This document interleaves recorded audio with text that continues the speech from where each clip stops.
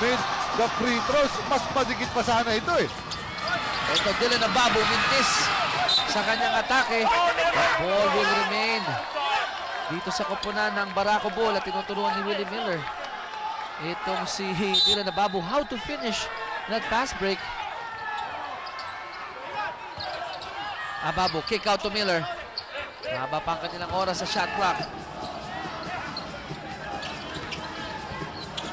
Ababu may tanga ng bola. Cross-court pass to Arboleda. Arboleda for the three. Hindi pa pasok. At nakuha ni Sigel ang bola. Sigel! Dynamite Danny, sabi na, I can still explode. That's a statement dunk from Danny Sigel.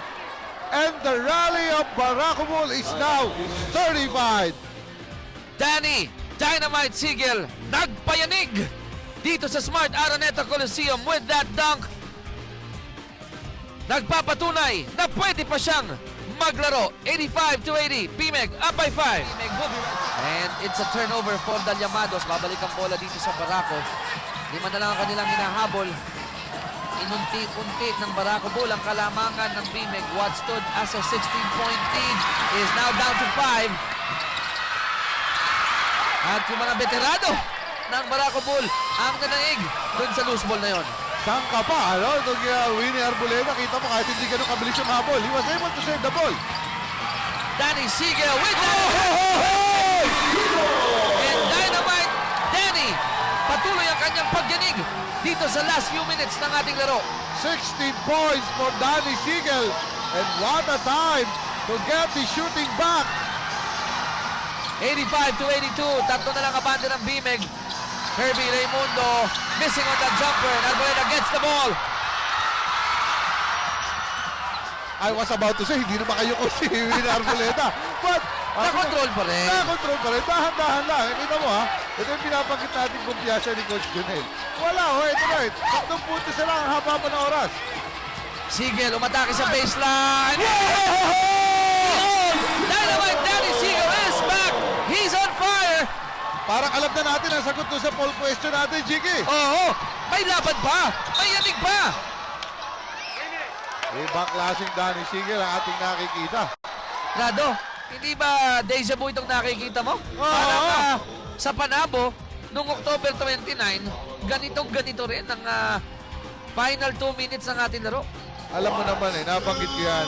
Hindi lamang ako ang hari ng out of town. Kailangan close games. Kaya, ayun, dumikit. Pero ito, si Raimundo, nakascore naman ang kanyang pang-12 puntos. Breathing room para dito sa BMEG, courtesy of that jumper from Kirby Raimundo. Tatlo abante nila, 87-84. At yung narinig dito sa background, totoo po yan. Nandito mga fans ng PBA cheering for Barako Bull and BMEG. Danny Sigel, sa kanya ulit ang bola.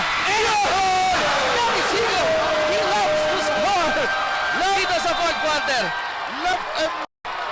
Ito ang lumang Danny Sigel na nakilala natin bilang former MVP. 20 big points already for Dynamite Danny Sigel. He wants the ball and he wants to keep on attacking that rim. 87-86, 1-point lead na lang ang meron ng BMEG. What a time for Danny Sigel to explode. And you talk about the 1-2 punch ng kanilang coach, delivering the goods dito sa endgame, Miller and Sigel. Humingi ng 30-second timeout itong BMEG Llamados. I'm sure si Coach Tim Cone gagawa ng paraan. Paano mo ba pipigilan itong pagratsyada ni Danny Sigel? Kanina, ang kalamangan ng BMEG, 16 ang pinakamalaking kalamangan nila. At itong Barako, yung huling beses sila tumama, partner, 18-16 pa nung first quarter. Tama, nung in-overhaul nila, pero may kalamangan din nun ng BMEG, hinabol nila. So 18-18 actually na natapos yung ating first quarter. Pero dito, natahimik na itong mga BMEG Llamados. They're now looking for the scorer.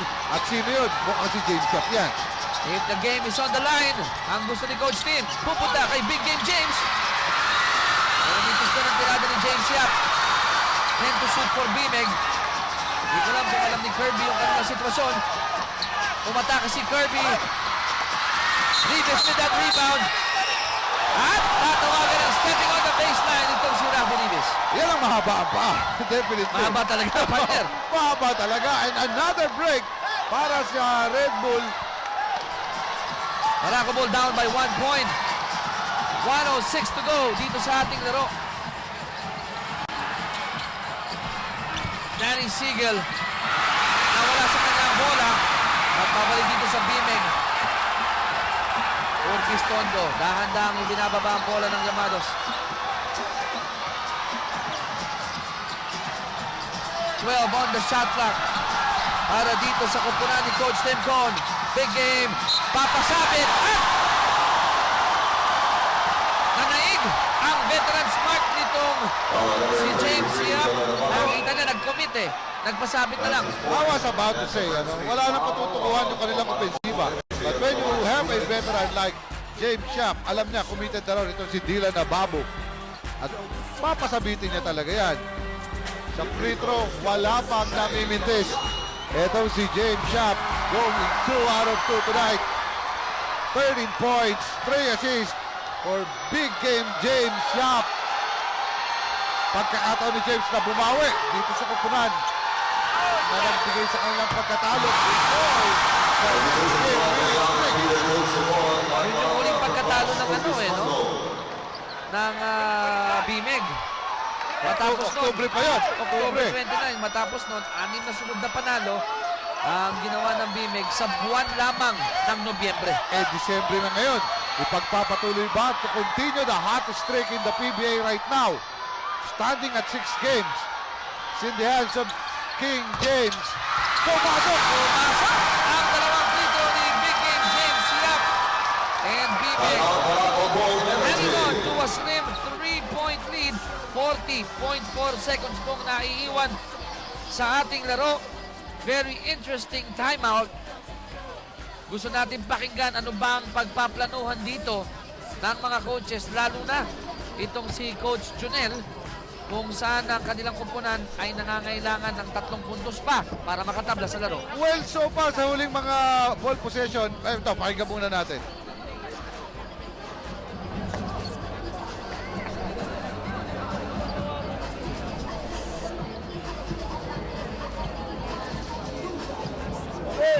Really, you're here, right? Really, you're here. Dylan, you're there. Nick, you're here. Diaz, bring out the ball. All right? Number 2, Nick. What? Now, let's go now. Nick, go pick up. Get the ball. All right? Dylan, you have to get the ball. Diaz, wait here. Dylan has to receive the ball. Now, the back pick. Really? Back pick, go. Yun, grab, go. Now, go up. Nothing happens. Nick, down speed for Willie. Then, down speed for Willie. Grab the 2-point shot, quick, go. Not too clear Get ano this, if go. si Coach Junel ay down low in the post o babawin nila ng isang 3 sa kanto. Well, I'm second guessing here. Hindi ko narinig sa ating audio, Chiki. Pero so far sa kanilang mga huling plays, it's been Danny Siegel na kanyang hahanapin. Danny Siegel will inbound the ball, but a pick will be given to him at pupwesto pa rin ito sa poste later on. Situations mo ng ating mga timeouts. No more fouls to give ang dalawang koponan. Ayun na! And Danny Siegel under the basket. He connects. He gets a foul. At ito, mukhang mauulit ang sagupaan sa Panabo. Dito naman, sagupaan sa Cubao. Well, I was about to say, huli yung pasa. Because Danny Siegel was free much earlier, though the pass came at naging blessing in disguise pa yun, Chiki. Possible 3-point play for Danny Siegel and a chance to tie this ball game up. Siegel nagmintis. Pero Penisi na tama na bola. Vic Penisi, hindi niya inintindi yung pagmimintis ni Danny Siegel. At habang may nagre-reklamo ng ibang player, ang ginawa ni Vic Penisi, nagpatuloy siya sa kanyang pagsubok. Ibang klase, ano dito ng Barako Bull. 16-point lead po ang in-overall itong Barako Bull. Breaking assist from the foul line coming from the Energy. 5 out of 8 si Mick Pinisi tonight mula sa free throw line. 10 na ang namimitis ang Barako. Pero itong pinakamahalaga, hindi nila nakuha. But a rebound for Barako Bull. Panibagong 24 para dito sa Energy. 3 straight misses from the free throw line. 1 from Danny Siegel, 2 from Nick Penisi. Naghahabol sila. 1 point down. Melo! Hits the jumper! The 1-2 point of Coach Junel Bacolod is delivering. Earlier it was Danny Siegel. Now it's the MVP, Willie, the Thriller Miller. Lamang na po dito ang Barako Bull Energy, 90-89. Tatlong free throw ang namintis nila. But the character of Barako Bull, very intact. Here is their 6-game winning streak. Nung nagtagpo sila October 29, panalo ang Barako Bull. Makabawi kaya ang Bimeg. PJ Simon to Baroka. 6 seconds to go. Baroka! The game is not over yet. Ibang klase ang nilalaro nitong si Mike Baroka at ang hiyawan ng mga fans ng Bimeg sa loob ng Smart Araneta Coliseum. Nakabibigay! Everybody's looking at game shop, especially the Barako Bulls defense. But don't forget the small guy, Mark Baroka, who delivered the second quarter. He's suddenly alive again against 3 defenders of Barako Bull. Baroka is nasa free throw line pa. They're up by 1. And di pa namin mintis ito. 3 out of 3. Mula sa free throw line, that's Mark Baroka tonight. Mark Baroka, big game for this rookie. He misses on that free throw and Nick Penisi mautak na tumawag agad ng timeout. Woo! Nakakapagod itong nanong ito, Rado. Well, deja vu pa ito ng Panabo, Shiki. I won't be surprised pag ito pong Llamados at mga Barako ang naglaban. Aba, ay talagang lahat po ng segundo kung mapipiga ay gagamitin ang dalawang kupunan na ito. Only a 1-point lead.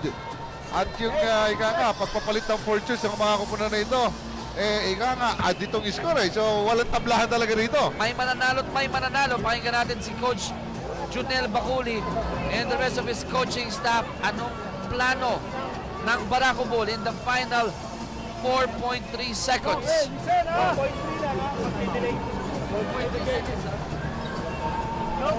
Danny, you're here, huh? Yes. Alright. You're gonna play the screen for Nick.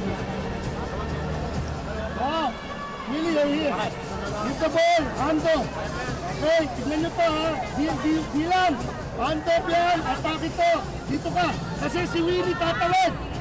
Back pick Nick for DS. And then, pop out sa 3-point. Hey, go hard to. Pinalaki yan, ha? Yes. Coach, baka madinay, coach, ha? Kaya nga eh. Yes, it's important. Meron pa? Okay. Get the ball. Alright. You got 4 seconds. Oh, Nick, you're here. Sa nai-drawing doon ni Coach Junel kasamang Rado, tila gusto niya mas malapit as much as possible ang kanilang tirada sa ring. So I think no jumpers here. But in the last play na ginawa nila kung saan naiwan ng solo si Danny Siegel, ito rin ang gagawin nila dito. They would be a series of picks. May decoy dito at hintayin natin kung sino malilibre. Ginamitan ng bola. Tuloy natin ang press. At magpipintis dito si Willie Miller. What a game! What a game! Ang finish na nakita natin dito sa ating laban na to, sige. At ang Bimeg, Rado, nakabawi na doon sa kanilang pagkatalo.